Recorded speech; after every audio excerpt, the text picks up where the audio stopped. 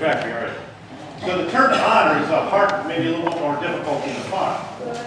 So sometimes we're going to start by discussing a little bit about how you define honor, by how honor is used in different settings. So like, for instance, an honorable discharge. People that serve in the military, that serve their terms, all right? At the end of their time, if they have not become remiss, they get what's called an honorable discharge. Now maybe they didn't get any medals, maybe they didn't do anything major heroic, but they stayed fast to the commitment that they made when they signed on. They completed their tasks, they completed what they said they would do, followed the necessary requirements, and they got an honorable discharge. Honorable. How other times are honorable used? What are the words? Definitions. Honorable what? Or honor, yes. Honor is respect, right? Honorable mention. Honorable what? Mention. Mention. So you get an honorable mention. So you might not be the top, right? You might not have won the major prize, but you did well enough that you get an honorable mention. What else? Honor your mother and father. Okay, the biblical reference, all right? One of the 10 Commandments is to honor your parents, your father and your mother. And it's pretty open-ended as well as far as what that honor would look like. Good, what else? The honor roll. Honor roll. Okay. Usually a elite group of individuals, often in school systems, all right, that they make the honor roll. I remember in going to Sunday school, the church I attended, you were on the honor roll for attendance. So if you never missed any Sunday school class, you made the honor roll for that. What else? Honor society. Honor society. Yes. Right. All right, so that's not only just grades, all right? My understanding is honor society, it's, they look at your character, they look at how you interact with maybe other students, all right? And you become a part of the honor society. Honor system. Honor system. Honor system would be one is that when you go down the street here and they have that vegetable thing and they have a little box and you pick up the things that you want and they honor that you will put your money in appropriate for the thing. And if you don't, they say there's a surveillance system to make your honor. So you get kind of the idea of honor. Honor is not necessarily being it clear at the top, all right? That we all have the ability to be honored. And a lot of the characteristics when we talk about honorability, we're going to talk about God's honor toward us as well. So you have 4 characters in the biblical story that Pastor Beth read. You got Laban, who was owned the property. You got Jacob, who was actually working the property first. You can read the scripture out of, as well. He was working the property, and Laban says, why should you work for free? What do you want? And he says, I really like Rachel. He said, well, work 7 years, and we'll make that work. And then what happened is you know the biblical reference is that when the wedding came, surprise and behold, that Jacob found out it was Leah, not Rachel, Rachel's older sister. And then later, fortunately in Scripture, it also reads that he had to work another 7 years, but he didn't have to work 7 years before he got to marry Rachel. He only had to work 1 week, which was nice. So out of those 4 characters, all right, we'll start with Laban. How was Laban honorable? He was deceptive, right? Right? So even though he deceived Jacob and the commitment that he agreed to him on, was there any honor in Laban at all? He did allow him to marry Rachel after all. All right, so he did, and he didn't make him work 7 more years. He made him work 1 more week, and then an additional 7 years beyond that, but the guy was working the land anyhow. Anything else where Laban might have been honorable? Well, according to the rules of their culture, he was supposed to have his oldest daughter married off first. So he was, I think, trying to abide by cultural standards. Okay. And maybe even being honorable to his children, his 2 daughters. That in some ways, if I let her marry, let him marry Rachel first, I'm not honoring my daughters, I'm not honoring the cousins at that particular time when the eldest got married first. So even though there's elements of honor in him, all right, sometimes there's elements of honor in another individual, maybe not total across the board in the definition that we would put as honor. What about Leah? She honorable? She was disobeying her father. Pardon? She was obeying her She obeyed her father. father, right? She could have said absolutely not. I mean, he doesn't want it. He wants an assistant. Okay. And then later on, I think there's the scripture talks, and Pastor Beth mentioned this as well, that there was an affection for her as well. They grew in love for one another, not just with Rachel, but with Leah as well. How about Rachel? Any signs of honor there? She waited 7 years. Pardon? She waited 7 years. She waited 7 years? Yeah, right. She didn't tip off Jacob, I don't think. All right? And, oh, by the way, aren't you going to be surprised when you find out it's Leah, not me? Or maybe you play having with father. I mean, you don't read all that in Scripture, but there might have been some honor in there. What about Jacob? Was he honorable? Yes. Yeah.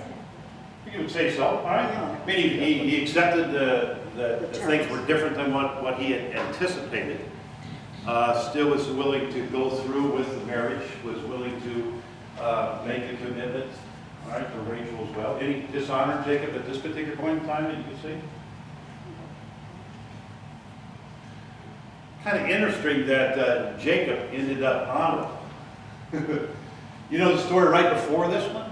What he did? As far as birthright and all those things, right? Tricked his brother out of it. All right, so here this guy who was a trickster, all right, was a recipient of being tricked. But maybe in life as well, I don't know for myself, I think all of us, sometimes in life you look at things and you say, okay, if I had to do this over again, we don't get to, but we can learn from it, and say maybe I would do things a little bit different. So as people of faith, what does it mean to live honorably? What does that look like for us?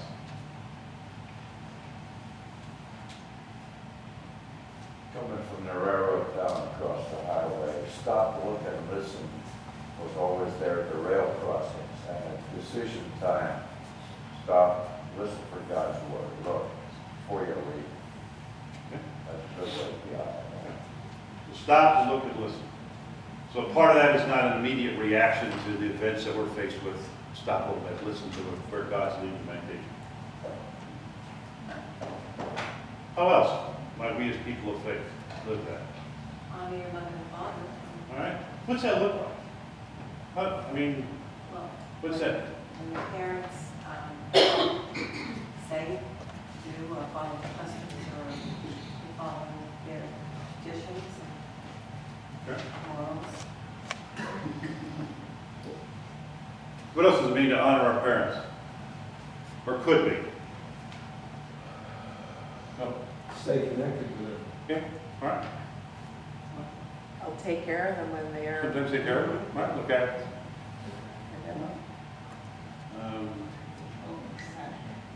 Signs of compassion. Sure. Anything wrong? Yeah. I think one of the things is, as I got older, I recognized that my parents had some good insights, which I didn't notice when I was considerably younger. So part of that honor is recognizing even though they're not perfect, right? And I think there's, some caveats, I think, too, in honoring our parents, maybe not following all the things if it's not, appropriate for God's leading or God's guidance, right? And recognizing that. But looking at maybe sometimes honorable is taking the high road. So sometimes looking at it will say, well, it's not this, but it is this. How else can we live honorable? With your parents, sharing the good news, sharing the Okay, yeah. bad news, we share it. Yeah. And love and respect and all that. Yeah. Yes. I don't think you honor only our father, our parents, rather anybody who's older than those is your father and also mother. And therefore, you should honor all those people who are older than us. Okay. Because they have a lot of wisdom. You have wisdom, you have to learn from them too. So I don't know if everybody picked up on it, but part of honoring is our elders, all right? Anybody that is maybe older than us, that have insight and what they have to provide for us, what kind of we can learn from. Yes? Another way to be sure it's not so much a parent, but to honor your mother in earth and your father who is in heaven. So part of honoring is honoring being good stewards of the creation that we have, good stewards of our resources, good stewards of the gifts that we might have. And in that way, kind of honoring a continuation as being good stewards for future generations. I think one of the things that one of the groups, when they build their honor wall in the back, one of the things that they're going to be looking at is people who they honor. And one of their questions is people that they've honored in the past. Who in the past is somebody that they have honored? And you kind of look at that and what about them or what characteristics can be, maybe become even a model in some ways. Too many times we tend to project honor on a person, or honor is something that we look at instead of honor as something that really affects ourselves. That is, it's how do we hold true to a concept, to a situation, to a person. Certainly in our political discourse right now, we have a lot of people who say you may not agree with the administration, but it's the office that we should continue to honor. And even if we don't think the person is doing a good job, we still need to be true to the concept of democracy and what it's trying to accomplish. The same thing is that there's many times that the children, you know, and even adults have differences with a parental figure. There's still, you could say, well, my father is wrong on this, but he's still my father. So it's pulling the projection back from the external to what you're actually doing. Are you the better person? Are you the person who is committed and loving and steadfast to whatever it is you're honoring? But I think it's a good point. Right? Sometimes we think of honor as an action as opposed to a concept or focus. I think in being honorable, it doesn't always mean that we agree with things, and we can disagree and still be honorable. How is God honorable toward us? Is there any? You know, we talk about how we can live or focus or people in the past or concepts, etc. But how is God honorable toward us? Love, right? Consistent love. Go ahead. Giving us free will. Free will, choices. It's trust in ourselves. Right? So maybe believes in us. How else is God honorable toward us? Respect.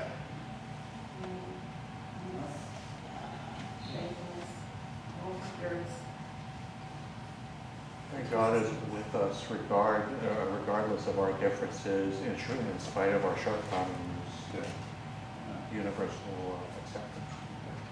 So God accepts us regardless of things when we sin or fail or make poor choices or even hurt other individuals. Promises to Promises to forgive us. forgive us. Oh. Yeah. Right. Yeah. Right. He accepts us back.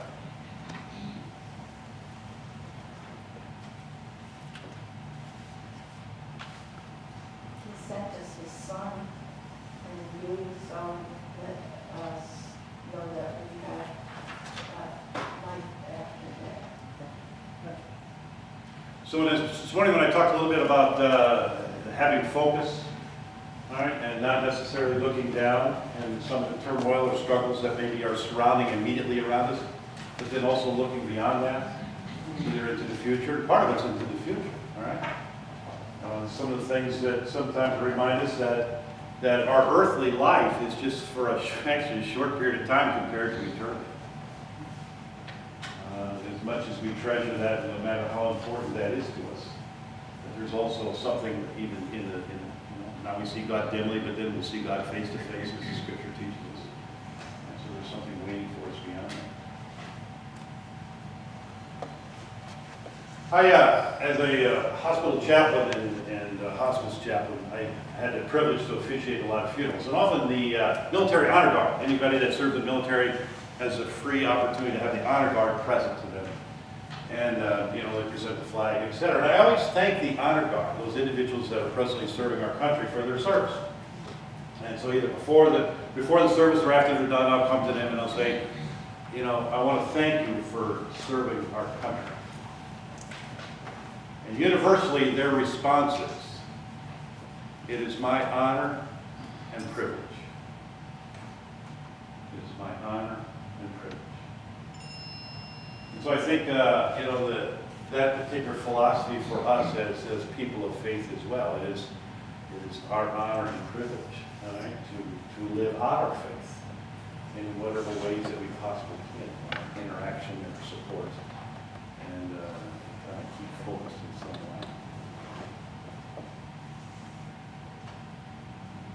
Honorable people, we'll keep the political arena away from this particular setting right now, but anybody that for you is you consider a person of honor? Say somebody who's no longer living, that makes it a little bit easier. Somebody who has passed, somebody who has died. Grandparents. Grandparents, all right? Mother Teresa. Mother Teresa. My father. Father? My high school English teacher. All right.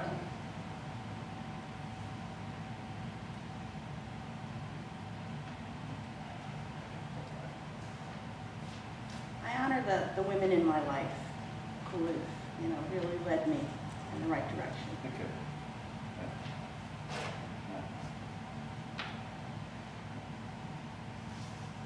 Honor those people that stood by me in difficult times. And it was usually the unexpected people. Right? Sometimes it's not always even in times of struggles. Maybe you've experienced that. Some of the people you think that would be there, the closest friends, maybe weren't as present for whatever reason. And somebody came, all right, kind of like those angels. I call them angels, and they were there and present and journeyed with me. And maybe that journey didn't last much into the future, but for that period of time, it was very important. They were truly a godsend. They kind of be a source of support, and I honor them. Did God honor Jacob? Or did God trick him? Laban tricked him, I don't know if you know even the prior story to this. Jacob was encouraged by his mother to find somebody within his own people. And part of the concern was he would marry outside his people and lose not only his traditions, but his faith. And encouraged him for him to go to Laban, who was her brother, and seek somebody within that. And really God's leading for him to either there, to be connected with Laban, to find Leah and Rachel that he can become partners with. And then the story continues with 12 children, etc.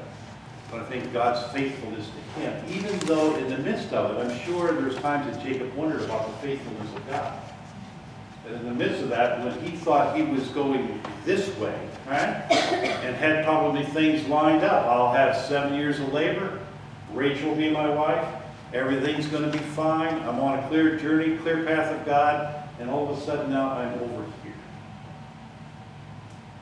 And I think for people of faith, sometimes that's a challenge as well, when we think we're heading this way, and life events or circumstances or situations, now we're kind of heading more this way, and still see God's presence even in the midst of this. And sometimes the people that God sends us to be with us in the midst of this. and the trust of God's faithfulness to continue with us in the broader times. Does that make sense? Does that resonate at all? That's God's plan.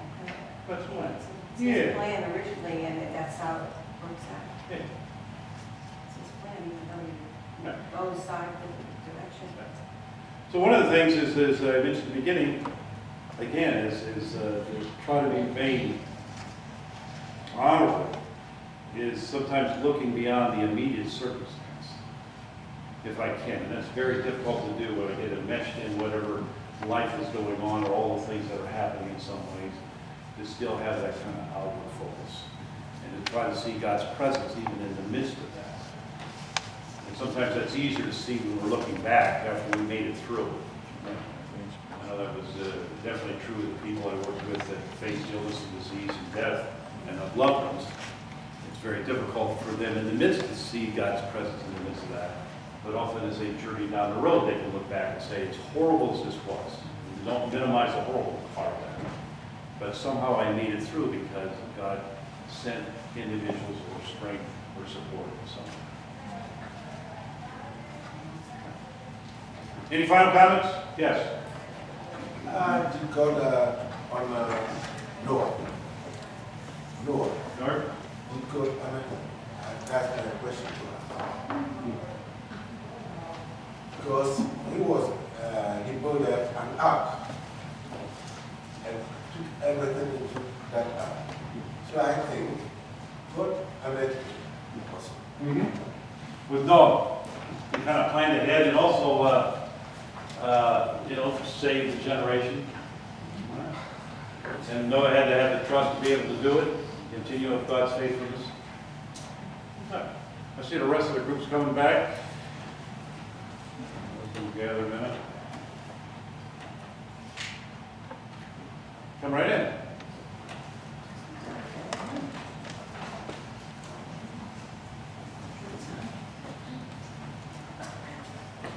So this group talked a bit about what it means to be honorable and definition of being honorable by how it's used in a variety of different ways: honor society, dishonorable discharge, etc.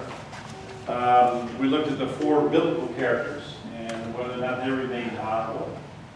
And we saw elements of honorability in all of them, even though Laban's honorability was also included with deceitfulness. And also God's being able to honor us and being faithful to us in a variety of circumstances. Those that had kind of their quiet meditation, I'll leave them with their own thoughts. All right? Yes? I say, I'd like to honor the veterans and all the people who serve in the country. Yeah. And also all the volunteers and church volunteers and all the people who take their time to help others.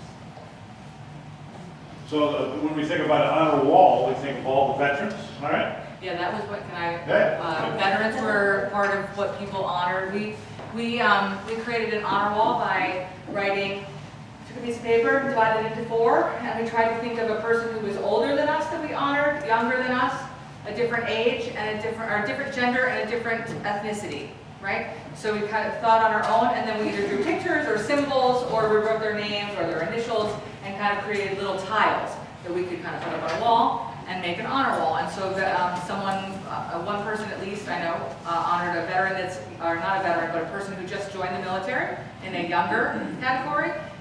Some people talk about their parents or grandparents. There was